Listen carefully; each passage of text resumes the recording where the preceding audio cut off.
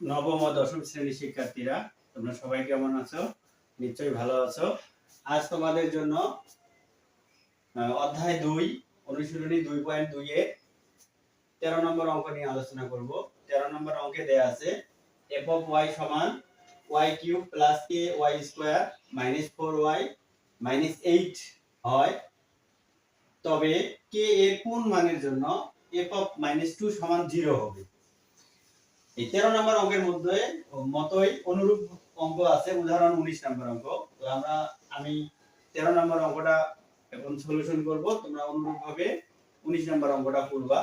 তো প্রথমে আমরা লিখব, দেওয়া আছে f of y সমান y cube plus k y square minus 4y minus 8। তাহলে দেখো, যেহেতু f of এর এখানে f of -2 দেওয়া আছে, f এর ভিতরে -2 দেওয়া আছে, তাই আমরা এই অঙ্কে যে y এর জায়গায় -2 বসাবো।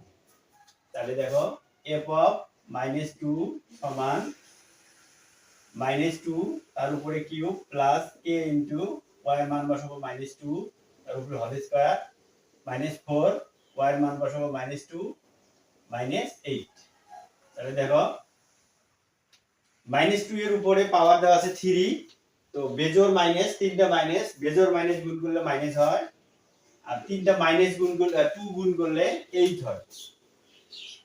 তাহলে দেখো 2 গুণন 2 গুণন 2 সমান সমান 8 হয়। 2 দুগুণে 4, 4 দুগুণে 8, 8 প্লাস মাইনাস এর উপর স্কয়ার দেওয়া আছে, 2 দেওয়া আছে, তো জোড় মাইনাস গুণ করলে প্লাস হয়, তো প্লাসে প্লাসে প্লাস, 2 গুণ করলে হবে 2 দুগুণে 4 k মাইনাসে মাইনাসে প্লাস, 4 দুগুণে 8 মাইনাস 8।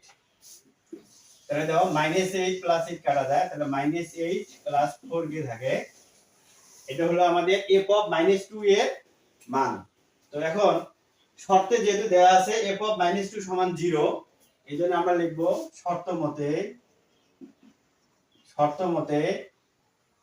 f of -2 সমান 0, বা f of -2 এর মানটা আমরা এখন এখানে বসাবো, -8 প্লাস 4k সমান 0, বা যেহেতু k এর মান বের করব, তো 4k ইকুয়াল -8 বাম পাশ থেকে ডান পাশে গেলে +8 হবে, তাহলে বা k সমান 8 ডিভাইডেড 4, 4 দুগুণে 8, অতএব k সমান সমান 2।